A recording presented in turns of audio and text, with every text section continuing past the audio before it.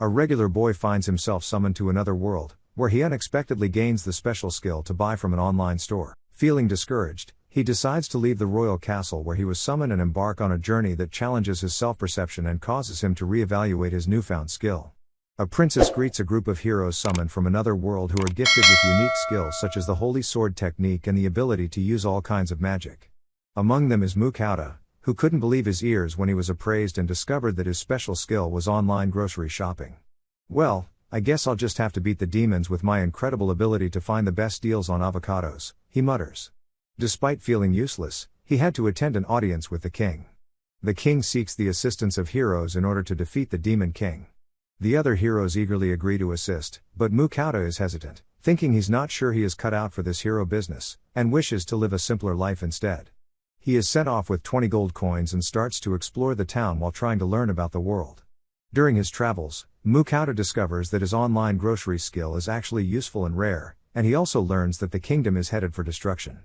He tries to leave the kingdom, but the carriage services have been suspended to prevent people from running away. Mukata eventually goes to an adventurer's guild to request an escort, but it will cost him 8 gold coins, which he reluctantly agrees to pay.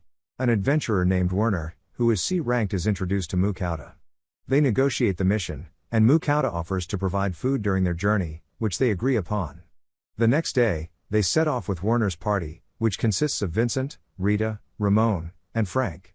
During a break, Mukata impresses the group with his storage skill and magic stove while preparing instant soup and sandwiches. Ramon loves the soup, and everyone enjoys the soft bread. While continuing their journey, the group is attacked by monsters, but Werner and Vincent quickly defeat them. Later, the group encounters a red boar, which they defeat and decide to use its skin and horns while putting the meat in Mukata's storage. They stop for dinner, and Mukata makes a delicious stew that surprises everyone. When Mukata uses his appraisal skill, he realizes that the food grants a buff, and Rita's stats have increased. Mukata is worried that someone might find out about his special skill and decides to keep it a secret.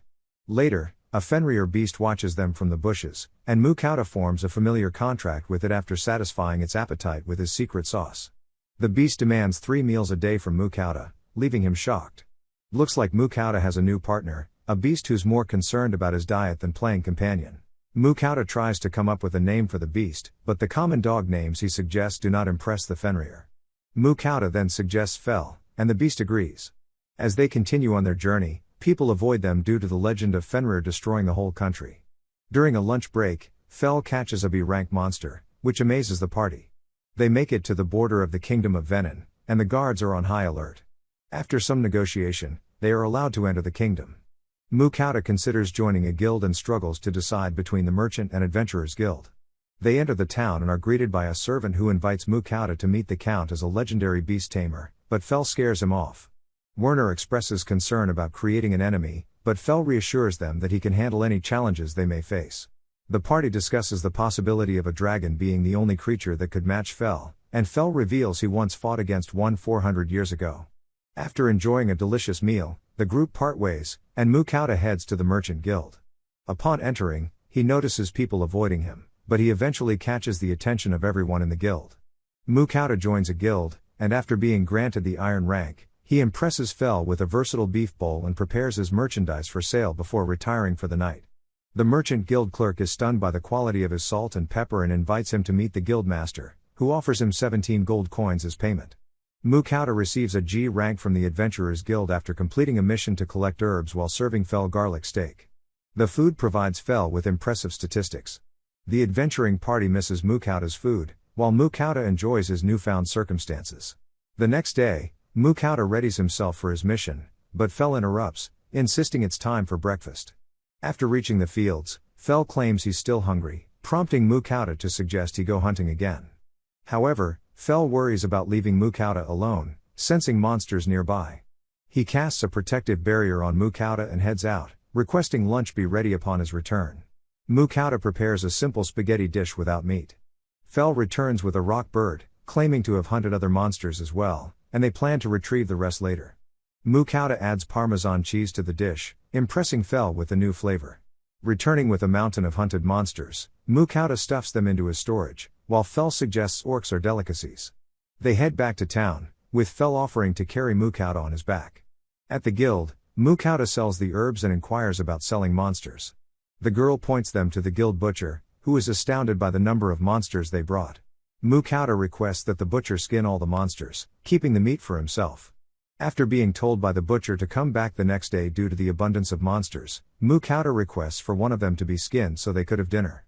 The butcher obliges, and Mukata cooks the orc meat coated with flour and leftover sauce from lunch. Mukata's taste buds go on a roller coaster ride, from disgust to pure bliss. Looks like he has learned that judging food without trying it is a recipe for disaster. The next day, the butcher informs Mukata about the value of certain monster materials, and people around town are debating whether Fell is a Fenrir or a great wolf. Mukata decides to leave town with Fell and prepares a feast for him with meats from his world, including Japanese black wagyu. After enjoying the meal, Fell's energy increases, and he goes on a hunting rampage while Mukata rests under Fell's barrier. Mukata feeds Fell, before eating a sandwich himself. He is impressed by the taste of the meat, which Fell caught using his claws, fangs, and wind spells. When Mukata expresses his desire to use magic, Fell reveals that anyone can use it as long as they have mana. He teaches him to sense the flow of mana and circulate it to cast spells. After some practice, Mukata can generate fireballs, but they lack intensity and accuracy. Fell suggests that actual combat would be a faster teacher, so they go hunting goblins. Mukata is scared at first, but he manages to shoot fireballs at them and defeat them with the help of Fell's protection spells. After the battle, Mukata realizes that he has leveled up and Fell rewards him with a Goblin King's magic stone. As they approach the entrance to a city, a woman sees Fell and screams, prompting soldiers to surround them with spears. Mukata tries to calm them down by showing his Adventurer's Guild card, proving that Fell is his familiar. However, he becomes anxious when Fell reveals to him telepathically that he is not a grey wolf, but Mukata decides to keep it a secret. The captain warns him to keep his wolf under control or face severe consequences, so Mukata heads to the city to look for a world map. He visits a bookstore but can't find a map, so he tries the library but still can't find what he's looking for. Later, he meets some hostile adventurers at a tavern, who eventually sell him a world map for 1 gold coin. Mukata would later find out that he could have purchased it for 1 silver coin at the Adventurers Guild. He complains to Fell about his loss, and they soon set off on their journey toward the ocean. Fell and Mukata race through the forest, with Mukata screaming in fear as Fell speeds ahead. Suddenly, Fell stops, and Mukata is thrown off his back, landing painfully on the ground. Fell informs him that they have arrived at their destination and questions Mukata about the scratches on his body. Mukata becomes angry at Fell for running so fast but asks if they have reached the ocean. Fell tells him that they are not there yet, but they will stop by the lake for some fish. Fell uses his magic to paralyze the fish in the lake, and Mukata chooses the trout to grill with salt. Fell suggests another fish with a spicy flavor, but Mukata uses his appraisal skill to determine that it is poisonous. Mukata prepares the fish using skills he learned from the cooking channel, while Fell impatiently waits to eat. After the meal, they relax by the campfire, but Mukata accidentally hits a weak slime monster, which proceeds to dissolve everything in its path. Fell explains that it can eat almost anything and warns Mukata to keep his silverware away. Mukata eventually adopts the slime and gives it the name Suai. He then decides to try his earth magic now that he has the boost he got after completing a random mission. He shoots a rock to test his strength, and he is surprised that there is a drastic improvement in his results. He practices for a while longer until he runs out of mana. He takes a break to replenish his strength with chocolate and a drink and shares some with Suai as he wonders where Fell went. Things continue to progress. Fell and Mukata are now standing outside a cave that is actually a dungeon. Fell wants to replicate the fire magic experience with earth magic, and he tosses Mukata inside the cave. Mukata is intimidated and rushes back out, stating that tackling the dungeon is impossible for him. Fell assures him that he can do it because he has already investigated what's inside and the monsters are not that strong. Mukata agrees to enter, but he wants to prepare beforehand, ordering a variety of foods online. Mukata explains that eating otherworldly foods can temporarily increase stats, and they all enjoy the pre-battle feast. After the meal, Mukata gains a temporary boost in almost all aspects, and the same goes for his 2 familiars. They enter the cave, and Mukata notices another slime, which Suai dissolves in an instant with acid. They encounter horned rabbits and goblins, and Mukata uses a fireball spell to finish them off after so much struggle. He is confused as to why the monsters still attack when Fell's power is supposed to be a deterrent. Fell explains that the monsters in a dungeon consider anyone who enters as an enemy. Mukata passes out from exhaustion, and after being saved by Suai, he wakes up and expresses relief that he's alive. He talks to Suai and discovers it can speak, which it gained after defeating the Cobalt King. Mukata is pleased with Suai's growth and checks his own stats, feeling a bit down that the slime has surpassed him in just 14 days. Looks like Mukata's got some serious competition. He's been outclassed by a slime. He better watch out, or he might find himself demoted to sidekick while Suai takes over as the main character.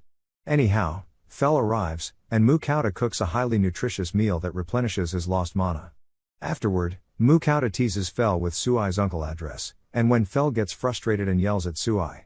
However, he soon gives in and allows Suai to call him uncle.